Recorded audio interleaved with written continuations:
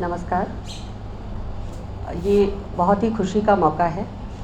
आज हम लोग प्रेस क्लब ऑफ इंडिया में गीतांजलि श्री के इस नवीनतम उपन्यास पर बात करने और उनसे संवाद करने के लिए इकट्ठा हुए हैं। ये उपन्यास हालांकि 2018 में ही प्रकाशित हो चुका था और इसके अंग्रेजी अनुवाद को बुकर पुरस्कार से नवाजा गया और उसके बाद इस उपन्यास ने चर्चा की नई ऊंचाइयों को छू लिया। इस उपन्यास को एक पाठक के नज़रिए से पढ़ते हुए हम सब अनुभव करते हैं कि गीतांजलि श्री ने इस उपन्यास में कथा कहन की एक नई ऊंचाई को छुआ है और उपन्यास का जो फलक है वो काफ़ी विस्तृत है।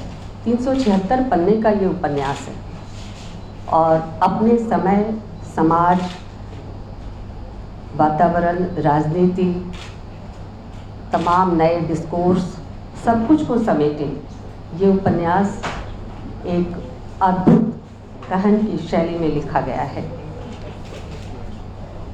कहानी में गीतांजलि श्री इतनी छूट लेती हैं कि कहानी को कई छोरों से खुला छोड़ती हैं और कहानी कहीं से भी शुरू हो सकती है, कहानी कहीं भी रोकी जा सकती है। कहानी में वह भी कहानी है जो कहा नहीं जा रहा, वह भी किरदार है जिसके बारे में चर्चा नहीं हो रही। कई नई संरचनाओं को और नए तरह के स्टाइल को, शैली को गीतांजलि श्री ने इस उपन्यास में छुआ है और उस एक नया दरवाज़ा खुला है। दरवाज़ा स्वयं इस कहानी, इस उपन्यास के केंद्र में है, लेकिन गीतांजलि श्री इस उपन्यास को लिखकर एक नया दरवाज़ा खोलती हैं हिंदी उपन्यास लेखन की तरफ। ये उपन्यास उस परंपरा में नहीं आता जिस परंपरा में अब तक उपन्यास लिखने और पढ़ने की आदत हिंदी के पाठकों को रही है। ये प्रेमचंद की परंपरा नहीं है, कहने की वह शैली भी नहीं है। कहानी और चरित्रों को जिस तरह से प्रेमचंद और दूसरे रचनाकार खड़ा करते रहे हैं वह भी नहीं है, लेकिन इसमें तमाम लेखक, रचनाकार, उनके देय, उनकी विरासत, सबका जिक्र है। कहानी एक बड़े फलक को छूती है और कहानी का जो स्ट्रक्चर है उसमें विभाजन आता है। विभाजन की तमाम जो त्रासदियाँ हैं वो बड़े सहेज कर कहानी में आती है। कहानी की चर्चा जितनी इसकी भाषा को लेकर हुई है, शायद अन्य किसी चीज़ को लेकर उतनी नहीं हुई है। भाषा के साथ गीतांजलि श्री नया प्रयोग करती हैं। यहाँ पर भाषा अगर आप देखें तो इसमें इंग्लिश के शब्दों का, स्थानीय शब्दों का खूब प्रयोग है, लेकिन भाषा का जो वैविध्य है वह उस तरह से इस उपन्यास में जगह नहीं घेरता जैसे आमतौर पर हम प्रेमचंद और दूसरी जगहों पर देखते हैं कि उनके उपन्यास में जो किरदार है, जहाँ का है वहीं की बोली बानी लिपटी चली आती है। एक नए तरह की ग्लोबल भाषा है और तनाव के, द्वंद्व के तमाम मुद्दे इस उपन्यास में अपनी जगह बनाए रखते हुए भी तनाव और द्वंद्व के ठीक उन्हीं रास्तों और चित्रों की तरफ नहीं जाते जो अब तक हमसे परिचित रहे हैं। सबकी तरफ संकेत है और संकेत के साथ कहानी को जिस तरह से ख़त्म किया गया है वह एक विराट मानवतावाद, मनुष्यता की तरफ, जिसमें गीतांजलि श्री कहती हैं कि सरहदें होती हैं लांघने के लिए। सरहदें इसलिए नहीं होती कि उनको बरकरार रखा जाए, सरहदें हमेशा उलांघने के लिए होती हैं।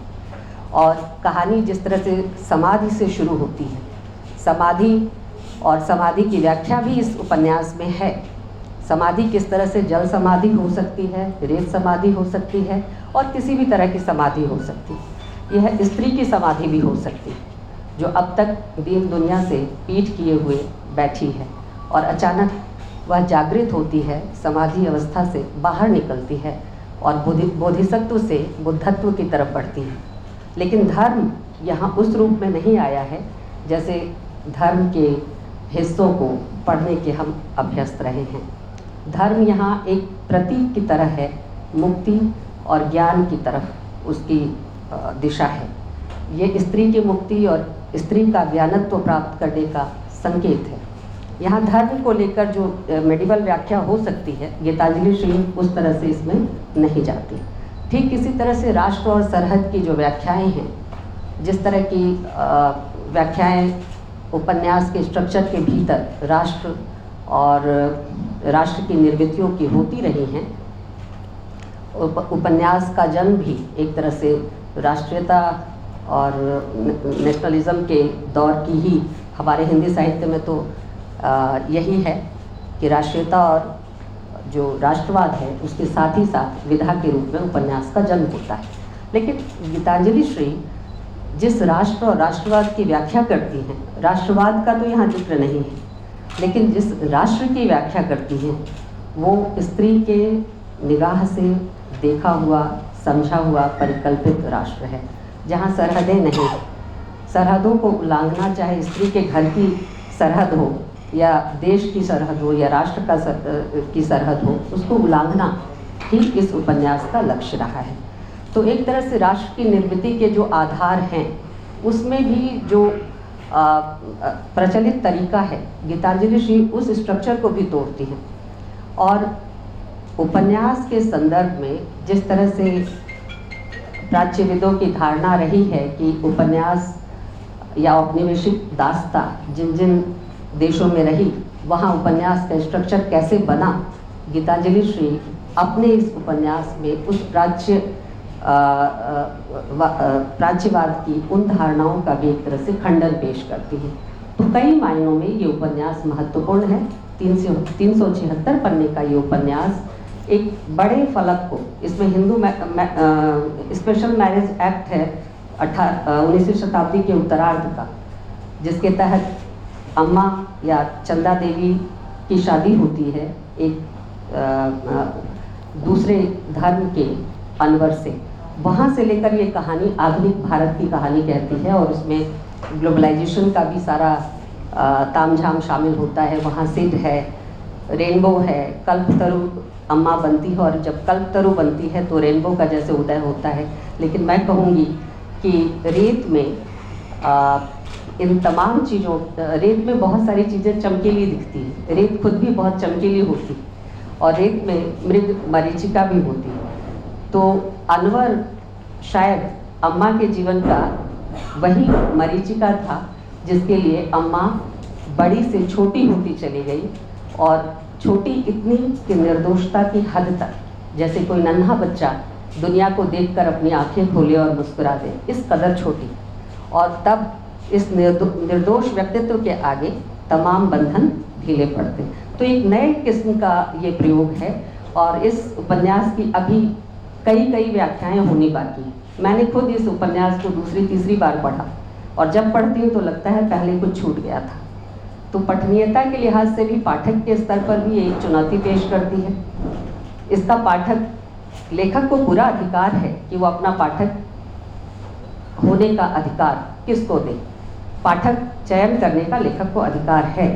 और इस अर्थ में गीतांजलि श्री के इस उपन्यास को पढ़ने के पहले सामान्य तरीके से पढ़ना एक अलग अर्थ देगा, लेकिन विमर्शों के तमाम दायरे पे पढ़ना और विमर्शों के संकुचन में ना जाकर उपन्यास कैसे उसके पार जाता है, ये समझना एक नया अर्थ खोलता है। मैं गीतांजलि श्री को इस उपन्यास के लिए साधुवाद देती हूँ, बहुत बहुत बधाई देती हूँ और उम्मीद करती हूँ कि उनके लेखनी से और इस तरह की बहुत सारी चीज़ें जन्मेंगी। शुक्रिया। बहुत बहुत धन्यवाद प्रोफेसर सुधा सिंह जी, आपने वक्त निकाल